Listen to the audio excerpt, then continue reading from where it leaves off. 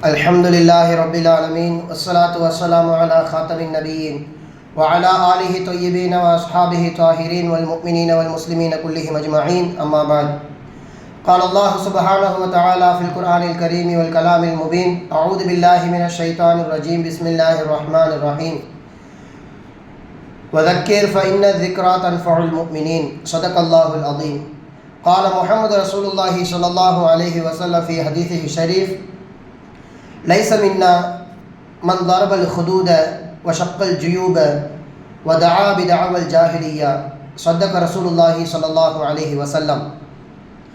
எல்லா புகழும் அளவற்ற அருளாளன் நிகரற்ற அன்புடையவனுமாகிய அல்லாஹ் ஒருவனுக்கே உண்டாகட்டும்.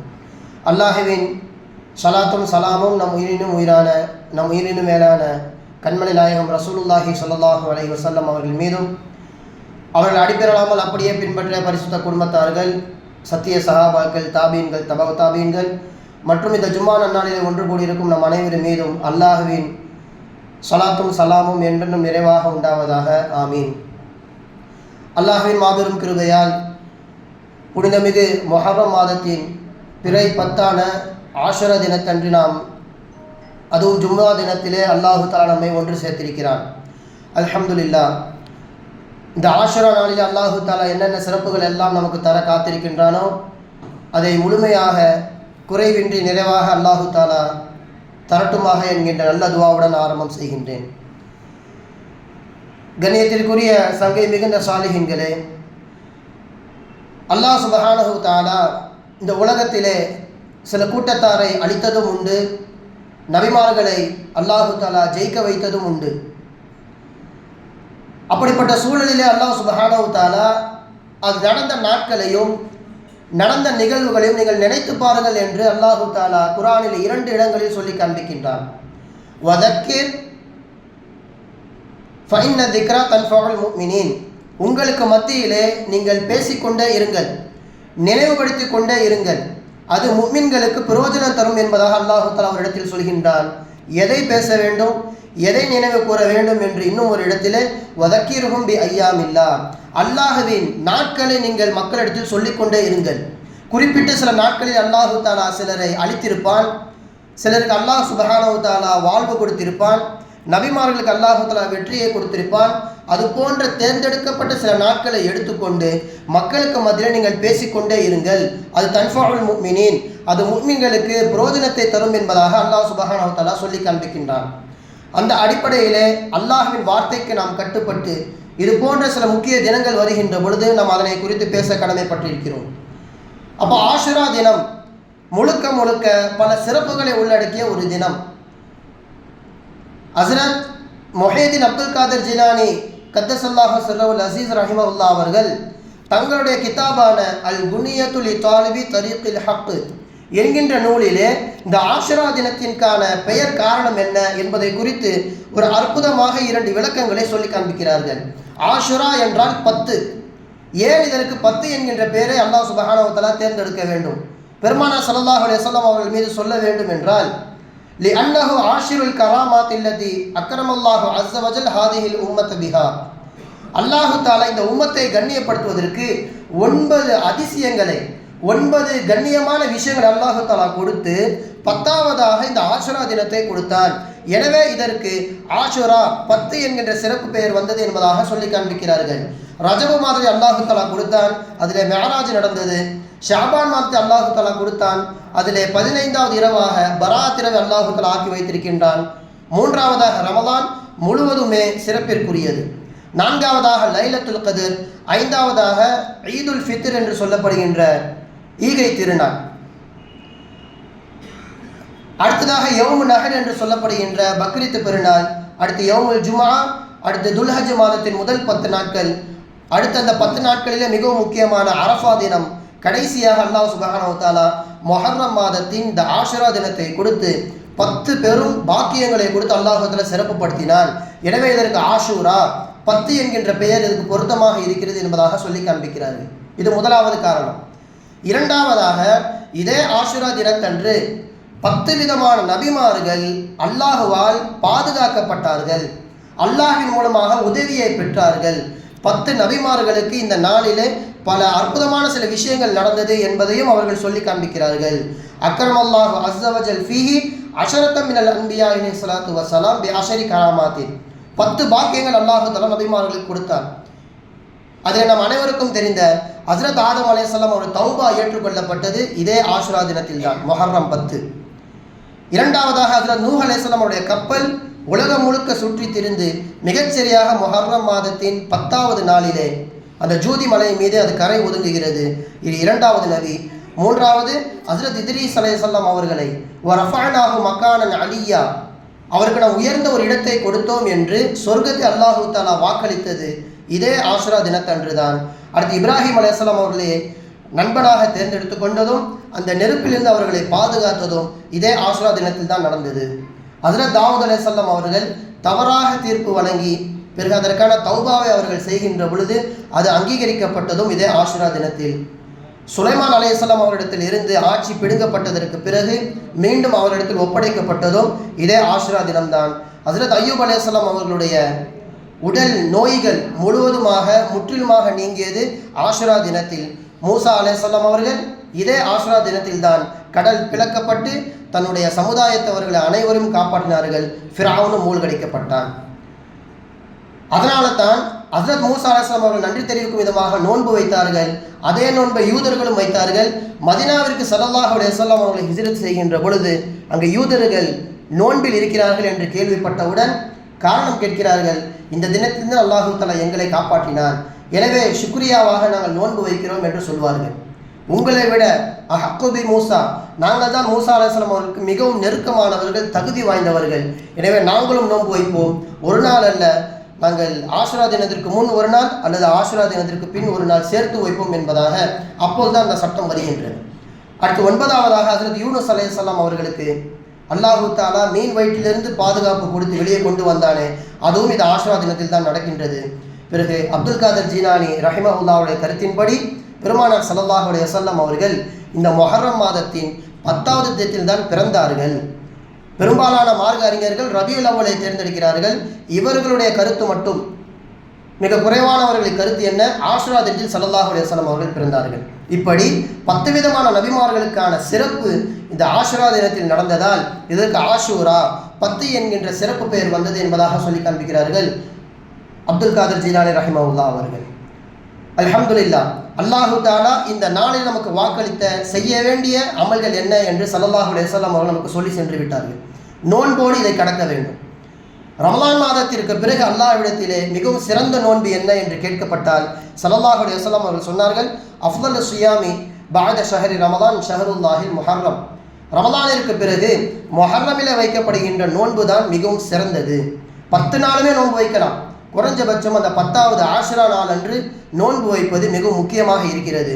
காரணம், ஸௌமு யௌமி ஆஷுரா கஃபாரத்து சனத்தி, அது ஒரு வருடத்திற்கான பாவங்களுக்கு பரிகாரம் அந்த ஆஷுரா தினம் என்பதாக சொல்லி காண்பியிருக்கிறார் ரசூலுல்லாஹி ஸல்லல்லாஹு அலைஹி வஸல்லம். எனவே இந்த நாள் முழுக்க முழுக்க சந்தோஷத்திற்கும் முன்னால் வாழ்ந்த நபிமார்களுக்கான வெற்றியாகவும் இந்த நாள் திகழ்ந்து கொண்டிருக்கிறது. மறுபக்கத்திலே இந்த நாளிலே நாம் சிந்திக்க வேண்டிய இன்னும் ஒரு நிகழ்வும் இருக்கிறது. அது ஆக சோகத்திற்குரிய ஒரு விஷயம். வரலாற்றிலே மிகவும் நிறைந்த நிறைய இமாம்களால் மிகவும் வருத்தத்திற்குட்பட்ட ஒரு நிகழ்வு என்றால் ஹஜ்ரத் ஹுசைன் ரலியல்லாஹு தஆலா அன்ஹு அவருடைய அந்த படுகொலை தான், கர்பலா. அது நடந்ததும் மிகச்சரியாக இந்த ஆஷுரா தினத்தில் தான். அல்லாஹு தஆலா இதை மகிழ்ச்சியோடு கடப்பதற்கு பல காரணங்களை ஏற்படுத்தி வைத்திருந்தாலும் துக்கமான ஒரு நிகழ்வாக அல்லாஹு தஆலா இந்த படுகொலையும் இந்த ஆஷுரா தினத்தில் தான் ஆக்கியிருக்கிறான். இருப்பினும் கூட இந்த தினம் துக்க நாள் கிடையாது. இதை நாம் சந்தோஷமாகத்தான் கழிக்க வேண்டும் என்பது அஹ்லு சுன்னத் வல் ஜமாஅத்துடைய நிலைப்பாடு. ஹஜ்ரத் ஹுசைன் ரலியல்லாஹு தஆலா அன்ஹு அவருடைய படுகொலையை காரணம் காட்டி நாம் இதை சோகத்தோடு கலக்கக்கூடாது. ஏனென்றால் ஷியாக்கள் இந்த 10 நாட்களாக என்ன செய்வார்கள், கரிமீனை சாப்பிட மாட்டார்கள், கருப்பு ஆடையை உடுத்துவார்கள், உடல் முழுக்க கீறிக்கொண்டு அடித்து கொண்டு ஒப்பாரி வைப்பார்கள், தீ மிதிப்பார்கள். இது போன்ற அனாச்சாரங்களில் ஈடுபடுவது ஷியாக்களுடைய அடிப்படை கொள்கையாகவே இருக்கிறது. ஒரு முஸ்லிம் இதிலிருந்து வேறுபட்டவர். துக்கத்தை தெரிவிப்பது, துக்கம் மனதிற்குள்ளே இருக்கலாம், அதை வெளிப்படுத்துவது என்பது 3 நாட்களோடு முடிந்துவிடும். நாம் ஸல்லல்லாஹு அலைஹி வஸல்லம் அவருடைய மௌத்திற்கு கூட துக்கம் தெரிவிக்கவில்லை. ஹஜ்ரத் ஹுசைன் ரலியல்லாஹு தஆலா அன்ஹு அவர்கள் மௌத்திற்கு நாம் எந்த ஒரு விதத்திலுமே இந்த ஷியாக்களுடைய செயல்பாடுக்கு ஈக்குவலாக அதுக்கு சம்மதமாக நாம் மாறிவிடக்கூடாது. எனவே ஷியாக்களுடைய நிலைப்பாடு இது. முஸ்லிம் உம்மா இதை கண்ணியமான முறையில் நோன்பு வைத்து தொழுது கண்ணியமான முறையில் இந்த ஆஷுரா தினத்தை கடக்க வேண்டும் என்பதுதான் சுன்னத்துல் வல் ஜமாஅத்துடைய நிலைப்பாடு. இருப்பினும் கூட அந்த வரலாறை நாம் தெரிந்து கொள்வது அவசியம். எப்படி அவர்கள் கொல்லப்பட்டார்கள்? அப்போது சிரியாவிலே ஆட்சியில் இருப்பவன் யசீத், ஹஸ்ரத் முஆவியா ரலியல்லாஹு தஆலா அன்ஹு அவருடைய மகன். இவருடைய தனிப்பட்ட வாழ்க்கையை குறித்து இப்னு கஸீர் ரஹிமஹுல்லாஹ் அவர்கள் சொல்லி காண்பிக்கிறார்கள். ஃபர்லான தொழுகை விடக்கூடியவன் தான் இந்த யசீத். ஷாரிபுல் ஹம்ர் என்று மக்களால் தூற்றப்பட்டவன், அதாவது சாராயத்திலேயே போதையில் இருக்கக்கூடியவன் தான் யசீத். இப்படி தனிப்பட்ட வாழ்க்கையிலே மக்களுக்கு மத்தியில் பலவிதமான சர்ச்சையில் சிக்கியவர் தான் யசீத். எனவே இவர் ஹிலாஃபத்திற்கு வருகின்ற பொழுது, ஹலீஃபாவாக ஆகின்ற பொழுது நிறைய சஹாபாக்கள் எதிர்ப்பு தெரிவித்தார்கள். அதிலே ஒருவர் தான் ஹஜ்ரத் ஹுசைன் ரலியல்லாஹு தஆலா அன்ஹு அவர்கள். அவர் ஹலீஃபாவிலே பொறுப்பிலே ஏறுகின்ற பொழுது மதீனாவில் இருக்கிறார்கள் ஹுசைன் ரலியல்லாஹு அன்ஹு. அங்கே இருக்கின்ற ஆளுநருக்கு கடிதம் மூலமாக இவன் தகவல் அனுப்புகின்றான், எல்லோரிடமும் பைஅத் வாங்க வேண்டும், யசீதை ஹலீஃபாவாக நாங்கள் ஏற்றுக்கொண்டோம் என்று எல்லோரும் உறுதி பிரமாணம் செய்ய வேண்டும் என்று சொல்ல ஹஜ்ரத் ஹுசைன் ரலியல்லாஹு அன்ஹு இன்னும் சில சஹாபாக்கள் மறுத்து விடுகிறார்கள். எனக்கு இந்த ஆட்சி பிடிக்கவில்லை, இந்த ஆட்சிக்கு கீழேயும் நான் இருக்கவில்லை, எனவே நான் மதீனா விட்டு மக்காவிற்கு சென்று விடுகிறேன் என்று குடும்பத்தோடு கிளம்பி விட்டார்கள் ஹுசைன் ரலியல்லாஹு தஆலா அன்ஹு அவர்கள். கடைசி வரைக்கும் யசீத் விடவே இல்லை, எனக்கு ஆட்சி பிரமாணம் செய்ய வேண்டும், என்னை ஹலீஃபாவாக அங்கீகரித்துக் கொள்ள வேண்டும் என்று தொடர்ந்து நிர்பந்தித்து கொண்டே இருந்தான் யசீத். இந்த சமயத்தில் தான் கூஃபாவிலிருந்து தொடர்படியாக கடிதங்கள் வந்து கொண்டே இருக்கின்றது அந்த மக்களிடமிருந்து. ஹுசைன் அவர்களை, நீங்கள் எங்களிடத்தில் வந்து விடுங்கள், எங்களிடம் நீங்கள் வந்தால் நாங்கள் அனைவரும் உங்களை ஆதரிக்கின்றோம், எங்களுக்கு யசீதுடைய ஆட்சி பிடிக்கவில்லை, எங்கள் முழுமைக்கும் நீங்கள் தான் ஆட்சி நடத்த வேண்டும், உங்களுக்கு நாங்கள் முழுமையாக ஆதரவு தெரிவிக்கின்றோம் என்று தொடர்ந்து கடிதம் எழுதி கொண்டு இருக்கிறார்கள். சுமார் 12,000 கடிதங்கள் ஹஜ்ரத் ஹுசைன் ரலியல்லாஹு தஆலா அன்ஹு அவர்களுக்கு அந்த மக்காவில் வந்து கொண்டே இருக்கிறது. இருப்பினும் கூட ஹஜ்ரத் ஹுசைன் ரலியல்லாஹு தஆலா அன்ஹு அவர்கள் அங்குள்ள நிலவரத்தை தெரிந்து கொள்ள வேண்டும் என்கின்ற நோக்கத்திலே முஸ்லிம் இப்னு அகீல் என்கின்ற ஒரு நபரை அங்கே அனுப்பி வைக்கிறார்கள். அப்போது அங்கே கவர்னராக இருந்தவர் நுஅமான் இப்னு பஷீர் என்பவர். அவரும் யசீதுடைய பேச்சை கேட்டு ஆட்சி செய்பவர் தான், ஆனால் மிகவும் கடினப்போக்கூடியவர் கிடையாது. அங்குள்ள மக்களுக்கு ஆதரவாக இந்த முஸ்லிம் இப்னு அகீல் அவர்களை அழைத்து, இங்குள்ள மக்களுக்கு யசீதுடைய ஆட்சி பிடிக்கவில்லை, நீங்கள் ஹஜ்ரத் ஹுசைன் ரலியல்லாஹு அன்ஹு அவருடைய தூதுவராக வந்திருக்கிறீர்கள், உங்களுக்கு நான் கண்ணியம் தருகின்றேன், இந்த வீட்டில் தங்கிக் கொள்ளுங்கள் என்று எல்லா விதமான ஏற்பாடையும் செய்தவர் தான் நுஅமான் இப்னு பஷீர். தொடர்ச்சியாக எல்லா மக்களும் வந்து இந்த முஸ்லிம் இப்னு அகீல் அவர்களிடம் முசாஃபஹா கொடுத்து பைஅத் செய்கின்றார்கள். ஹுசைனை நாங்கள் ஹலீஃபாவாக ஏற்றுக்கொள்கிறோம் ரலியல்லாஹு அன்ஹு. சுமார் ஒரு 3 நாட்களிலே 18,000 முதல் 30,000 நபர்கள் வரைக்கும் அந்த முசாஃபஹா கொடுத்து பைஅத் செய்து முழுமையாக ஹுசைன் ரலியல்லாஹு அன்ஹு அவர்களை ஏற்றுக்கொள்ள முடிவு செய்து விட்டார்கள். இப்போ அங்கிருந்து முஸ்லிம் இப்னு அகீல் அவர்கள் கடிதம் எழுதுகிறார்கள், நீங்கள் இங்கே வருவதற்கு எல்லா விதமான சாத்தியக்கூறுகளும் இருக்கின்றன, மக்கள் உங்களை ஆதரிக்க இங்கே நிறைய பேர் திரண்டிருக்கிறார்கள், நீங்கள் வரலாம் என்கின்ற கடிதத்தை இவர்கள் எழுதி அனுப்புகின்றார்கள். அதை வாங்கி படித்த ஹஜ்ரத் ஹுசைன் ரலியல்லாஹு அன்ஹு அவர்கள் குடும்பத்தோடு புறப்பட ஆயத்தமாகிறார்கள்.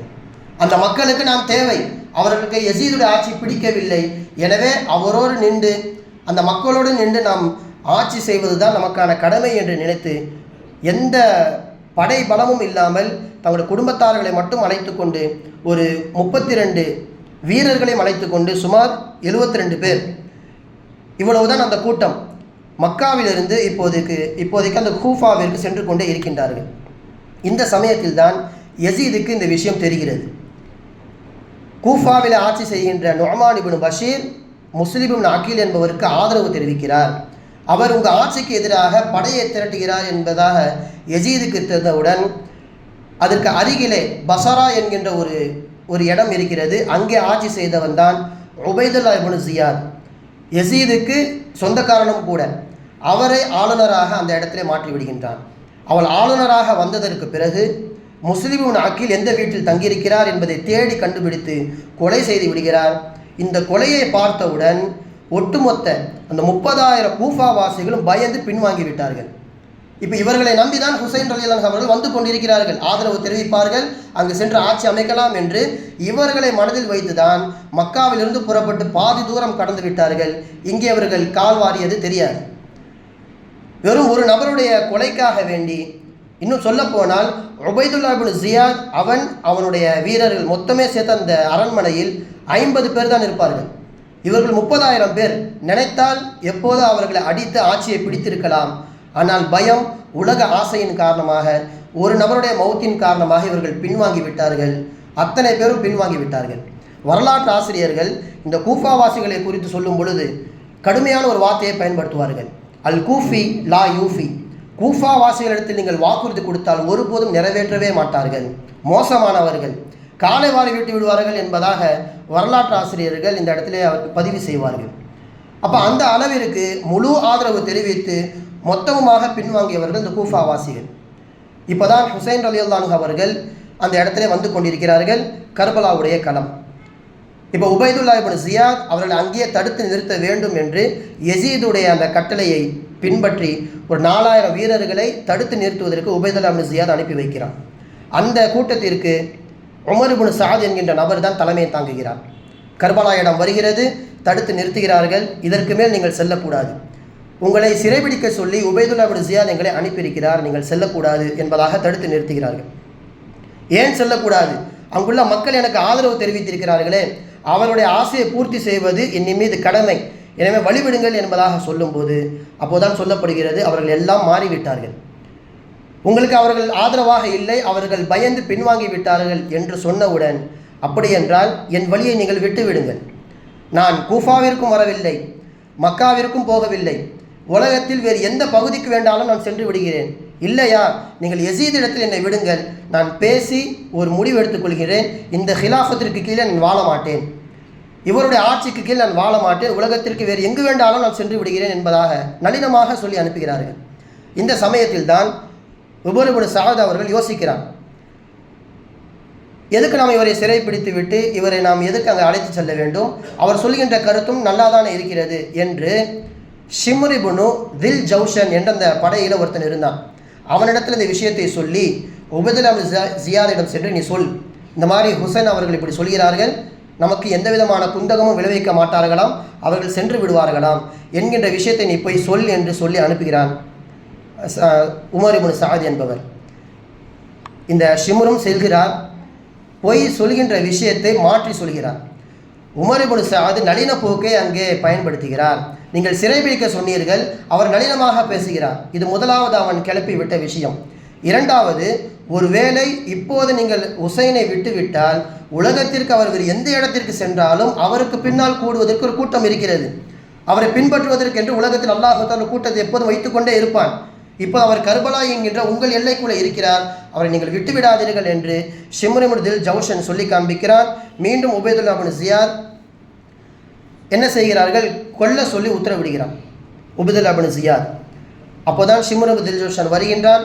அந்த கடிதத்தை கொடுக்கின்ற பொழுது அவரை சிறைபிடிக்க வேண்டும் அல்லது இந்த ஹிலாஃபத்தை ஏற்றுக்கொள்ள வேண்டும், இல்லை என்றால் கொலைதான் என்பதாக சொல்லப்படுகிறது. கடைசி வரைக்கும் 72 நபர்களும் எதிர்த்தேன் என்றார்கள். வந்தவுடன் முதன் முதலாக அங்கே டஜிலான் நதி, யூப்ரட்டிஸ் நதி ஓடிக்கொண்டிருந்தது, அதிலிருந்து தண்ணீர் எடுக்கக்கூடாது என்பதாக தடை விதிக்கின்றான் இந்த ஷிம்ர் இப்னு தில் ஜௌஷன். தண்ணீர் இல்லாமலே பெண்கள் இருக்கிறார்கள், ஹுசைன் ரலியல்லாஹு அவர்கள் இருக்கின்றார்கள். இப்படியே நாட்கள் சென்று கொண்டிருக்கின்ற பொழுது கடைசி ஆஷுராவுடைய தினம் வருகின்ற பொழுது கடைசி வரைக்கும் அவர்கள் கட்டுப்படவில்லை என்று தெரிந்தவுடன் போர்க்களமாக அது மாறுகிறது. இது போர் என்று நாம் சொல்ல முடியாது, இது ஒரு படுகொலை. வெறும் 72 பேர் தான் ஹுசைன் ரலியல்லாஹு அவர்கள், எதிரிலே பார்த்தால் 4000 வீரர்கள். இது ஆச்சரியமிக்க இன்னொரு விஷயம் இருக்கிறது, இடையிலே லுஹருடைய வக்தும் வருகிறது, அனைவரும் ஜமாத்தோடு தொழுகின்றார்கள். எல்லாருமே முஸ்லிம்கள் தான், ஆனால் கருத்து வேறுபாடு. எல்லோரும் தொழுகிறார்கள். தொழுது முடித்ததற்கு பிறகு கரெக்டாக மிக சரியாக இந்த ஆஷுரா தினத்தன்று இந்த படுகொலை நடக்கிறது. தலையை வெட்டி ஷிம்ர் இப்னு தில் ஜௌஷன் அவன் உபைதுல்லா இப்னு ஜியாதிடம் கொண்டு வருகின்றான். முன்னால் ஹஸ்ரத் ஹுசைன் ரலியல்லாஹு தஆலா அவருடைய தலை இருக்கின்றது. அதை பார்த்த அவன், அந்த உபைதுல்லா இப்னு ஜியாத் கம்பை எடுத்து வாயிலே அடிக்கின்றான். அந்த தலை இருக்கிறது, அவருடைய வாயிலே அடித்து விட்டு சொல்கின்றான், சிரிக்கின்றான். அப்போ அருகில் இருந்த ஸைத் இப்னு அர்கம் என்கின்ற ஒரு சஹாபி அந்த சபையில் தான் இருக்கிறார். என்ன சொல்கின்றார்? இந்த உதடுகள் இருக்கிறது, இந்த உதட்டை ஸல்லல்லாஹு அலைஹி வஸல்லம் அவர்கள் முத்தம் கொடுப்பதாக நான் பார்த்தேன். அப்படிப்பட்ட உதட்டிலா நீ கம்பை வைத்து அடிக்கிறாய் என்பதாக கேட்டவுடன் ஃபன் கபல, அவன் தலையை தொங்க போட்டு விட்டான் உபைதுல்லா இப்னு ஜியாத் என்பதாக சொல்லி காண்பிக்கப்படுகிறது. அப்போ அந்த அளவிற்கு முஸ்லிம்களுக்குள்ளே நடந்த ஒரு போர் இது. அநியாயமான முறையிலே நம்பிக்கை துரோகமாக நம்பிக்கை கொடுத்து பிறகு கால்வார் வீடப்பட்டு கொல்லப்பட்டவர்கள் தான் ஹஸரத் ஹுசைன் ரலியல்லாஹு தஆலா அன்ஹு அவர்கள். இதனை குறித்து ஸல்லல்லாஹு அலைஹி வஸல்லம் அவர்கள் உயிரோடு இருக்கும் பொழுது பல அறிவிப்புகளை சொல்லிவிட்டார்கள். ஒரு நாள் உம்மு சலமா ரலியல்லாஹு தஆலா அன்ஹா அவர்களிடத்திலே ஸல்லல்லாஹு அலைஹி வஸல்லம் அவர்கள் இருக்கின்ற பொழுது கையிலே மண் வைத்து கொண்டிருக்கிறார்கள். யா ரசூலுல்லாஹ், இது என்ன மண் என்பதாக கேட்கிறார்கள். மா ஹாதிஹி துர்பத்து யா ரசூலல்லாஹ், இது என்ன மண்? இப்போதான் ஜிப்ரீல் இடத்திலே வந்தார். இந்த மண் ஈராக்கில் இருக்கக்கூடிய ஒரு மண். இந்த மண் இருக்கின்றதே, அந்த பகுதியில் தான் என்னுடைய பேரர் ஹுசைன் ரலியல்லாஹு அன்ஹு அவர்கள் கொல்லப்படுவார் என்று ஜிப்ரீல் என்னிடத்திலே சொல்லி சென்றார். அப்போது நான் கேட்டேன், அரினி துர்பத்தல் அர்லத்தி யுக்தலு பிஹா, என்னுடைய பேரர் எங்கே கொல்லப்படுவார், அந்த இடத்தை காட்டுங்கள் என்பதாக நான் கேட்டேன். அந்த காட்டப்பட்ட இடத்திலிருந்து கொண்டு வந்த மண் தான் இது என்பதாக சொல்லி காண்பிக்கிறார்கள் ரசூலுல்லாஹி ஸல்லல்லாஹு அலைஹி வஸல்லம். அஹ்மதிலே பதிவு செய்யப்பட்டிருக்கிறது.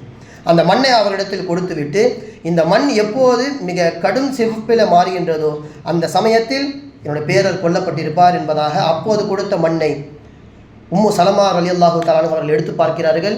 கடும் சிவப்பிலே இருக்கிறது. அங்கே ஹுசைன் ரலியல்லாஹு அவர் கொல்லப்பட்டிருக்கிறார்கள். இப்படி ஸல்லல்லாஹு அலைஹி வஸல்லம் அவர்கள் மூலமாக இந்த படுகொலையை முன்னாலே சொல்லப்பட்டு விட்டது. எவ்வளவோ தடுத்து பார்த்தார்கள் சஹாபாக்கள். அவர்கள் மக்காவிலிருந்து கிளம்புகின்ற பொழுது அப்துல்லா இப்னு ஜுபைர் ரலியல்லாஹு தஆலா அன்ஹு அவர்கள் கடுமையாக எதிர்த்தார்கள். நீங்கள் போகவே கூடாது, கூஃபா வாசிகளை நம்பாதீர்கள், மோசமானவர்கள். எந்த அளவிற்கு? இதற்கு முன்னால் உடைய தந்தையை கொண்டவரும் அந்த கூட்டத்தை சேர்ந்தவர் தான். தஹ்ருஜு இலா கௌமின் கத்தலு அபாக்க, உங்களுடைய தந்தையை கொலை செய்தார்களே அந்த கூஃபா வாசிகள் பக்கமாக நீங்கள் செல்ல போகிறீர்கள், போக வேண்டாம். வ தஅனு அஹாக்க, உங்களுடைய சகோதரன் ஹசன் ரலியல்லாஹு அன்ஹு அவர்களை குத்தியதும் அந்த கூட்டம்தான். ஆரம்பத்திலே ஹசன் ரலியல்லாஹு அன்ஹு அவர்கள் கூஃபாவிலே ஹலீஃபாவாக இருந்தார்கள். சிரியாவிலே இருப்பது முஆவியா ரலியல்லாஹு அன்ஹு. இப்படி இரண்டு கவர்மெண்ட்டுக்கு கீழே மக்கள் பிரிந்து கிடக்கின்ற பொழுது ஹசன் ரலியல்லாஹு அன்ஹு அவர்கள் வேண்டுமென்றே சென்று, என் ஆட்சி நான் செய்யப்போவது கிடையாது, இதை முழுவதுமாக உங்களுக்கு நான் ஒப்படைத்து விடுகின்றேன், ஒரே தலைமைக்கு கீழ் இஸ்லாமிய மார்க்கம் இயங்கட்டும் என்பதாக கொடுத்து விட்டு வருகிறார்கள். உங்களை ஹலீஃபாவாக ஆக்கியது நாங்கள், எங்களிடத்தில் மஷூரா செய்யாமல் எப்படி நீங்கள் ஹிலாஃபத்தை அவரிடத்தில் கொடுக்கலாம் என்று ஹலீஃபாவாக ஆக்கிய அந்த கூஃபா வாசிகளே ஹஸரத் ஹசன் ரலியல்லாஹு தஆலாவுடைய தொடையிலே கத்தியை வச்சு குத்தி கிழிக்கிறார்கள். பிறகுதான் அவர்கள் அங்கிருந்து வருகிறார்கள். பிறகு அவர்களுக்கு விஷம் வைத்து கொல்லப்படுகிறது. அது வேறு ஒரு சம்பவம். இப்படி முழுக்க கூஃபா வாசிகளை நம்பி நீங்கள் செல்கின்றீர்களே, அப்படி செல்லாதீர்கள் என்று ஆரம்பத்திலே அவர்கள் தடுத்தார்கள். நம்பி சென்றார்கள். பாதி வழியிலே அவர்கள் விஷயம் கிடைத்து அந்த இடத்துல அவர்கள் கொல்லப்படுகிறார்கள். இறுதியிலே இந்த தலை உபைதுல்லா இப்னு ஜியாதிடம் இருந்து யசீத் இடத்திலே கொண்டு செல்லப்படுகிறது. இந்த யசீதுடைய விஷயத்தில் மட்டும் மார்க்க அறிஞர்கள் ரெண்டு விஷயத்தை சொல்கிறார்கள். அந்த தலையை பார்த்தவுடன் யசீது சொன்ன வார்த்தை இது, மாலி வலி இப்னி மர்ஜானா, இந்த உபைதுல்லா இப்னு ஜியாதுக்கும் எனக்கும் எந்த விதமான சந்தேகமும் கிடையாது. நான் பையாத்து தான் வாங்க சொன்னேன், என்னுடைய ஆட்சியில் கட்டுப்பட்டு நடக்க வேண்டும் என்று தான் நான் சொன்னேன். இப்படி தலை வெட்டும் அளவிற்கு நான் சொல்லவே இல்லை. லானஹுல்லா வ கதிப அலைஹி, அல்லாஹு தஆலா அவனை சபிக்கட்டும், அவன் மீது கோப பார்வை இறக்கட்டும் என்று சொல்கிறார் அந்த யசீத் என்பவன். இதால் பிதாயா வ நிஹாயிலே பதிவு செய்யப்பட்டிருக்கிறது. இது ஒரு பக்கம். மறுபக்கத்திலே உண்மையிலேயே இது ஒரு சோகத்திற்க நிகழ்வு என்றால் கண்டிப்பாக ஆட்சியில் இருக்கக்கூடிய யசீத் உபைதுல்லாவை தண்டித்திருக்க வேண்டும். எந்த கண்டன வார்த்தையும் தெரிவிக்கவில்லை, ஆட்சி பொறுப்பிலிருந்தும் நீக்கவில்லை. எனவே மறைமுகமாக யசீதும் இதிலே சம்மந்தப்பட்டிருக்கிறான் என்று சுன்னத் வல் ஜமாஅத் சார்ந்த அஹ்மத் ரஹிமஹுல்லா அவர்கள் யசீதிற்கும் லஅனத்துல்லா, யசீதின் மீதும் அல்லாஹ்வுடைய சாபம் இறங்கட்டும் என்பதாக பத்துவா செய்கின்றார்கள். ஆனால் அதிகமான மார்க்க அறிஞர்கள் சொல்கின்ற விஷயம் இது, வலா நஹ்மதுஹு வலா நசுப்புஹு, யசீதை திட்டவும் கூடாது, யசீதை புகழவும் கூடாது.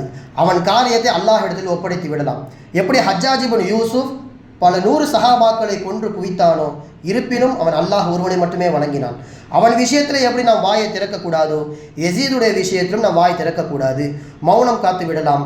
மறுமை நாளில் அவனுக்கான கூலியை அல்லாஹ் தஆலா தந்து விடுவான் என்பதாக சொல்லி காண்பிக்கிறார்கள் பெரும்பாலான அஹ்லு சுன்னத் வல் ஜமாஅத்தினர்.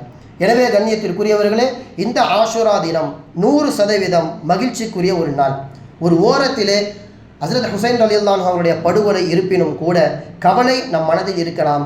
ஆனால் அதற்காக வேண்டி கரிமீன் சாப்பிடாமல் இருப்பதோ, தீ மிதிப்பதோ, கருப்பு ஆடை உடித்துக்கொண்டு எதிர்ப்பு தெரிவிப்பது என்பது மார்க்கத்தில் முற்றிலும் தடை செய்யப்பட்டிருக்கிறது. ஆரம்பத்தில் சொன்னதை போன்று லைஸ மின்னா மன் தரபல் ஹுதூத, கன்னங்களை அடித்துக் கொள்பவர் நம்மை சார்ந்தவர் கிடையாது. வஷக்கல் ஜுயூப, ஆடைகளை கிழித்து கொள்பவர் நம்மை சார்ந்தவர் கிடையாது. வதஆபி தாவல் ஜாஹிலியா, அறியாமைக்கான வார்த்தைகளை பயன்படுத்தி ஒப்பாரி வைக்கிறாரே, அப்படிப்பட்டவரும் நம்மை சார்ந்தவர் கிடையாது என்பதாக சொல்லி காண்பிக்கிறார்கள் ரசூலுல்லாஹி ஸல்லல்லாஹு அலைஹி வஸல்லம் அவர்கள். எல்லாம் அல்லாஹ் சுப்ஹானஹு தஆலா இந்த ஆஷுரா தினத்திலே யார் யாரெல்லாம் நோன்பு வைத்திருக்கிறார்களோ அவள் நோன்பை அல்லாஹு தஆலா அங்கீகரித்துக் கொள்வானாக. அல்லாஹு தஆலா ஸல்லல்லாஹு அலைஹி வஸல்லம் அவர்கள் வாக்களித்ததை போன்று ஒரு வருடத்தின் பாவங்கள் இதிலே மன்னிக்கப்படுகின்றது. அல்லாஹு தஆலா குறைவில்லாமல் இதை அங்கீகரித்துக் கொள்வானாக. மேலும் யார் யாரெல்லாம் இந்த கர்பலா சம்பவத்திலே படுகொலை செய்யப்பட்டிருக்கிறார்களோ அனைவருக்கும் ஜன்னத்துல் ஃபிர்தௌஸ் அல்லாஹு தஆலா நஸீபாக்குவானாக. வ ஆகிரு தஅவானா அல்ஹம்துலில்லாஹி ரப்பில் ஆலமீன். அஸ்ஸலாமு அலைக்கும் வரஹ்மத்துல்லாஹி வபரகாத்துஹு.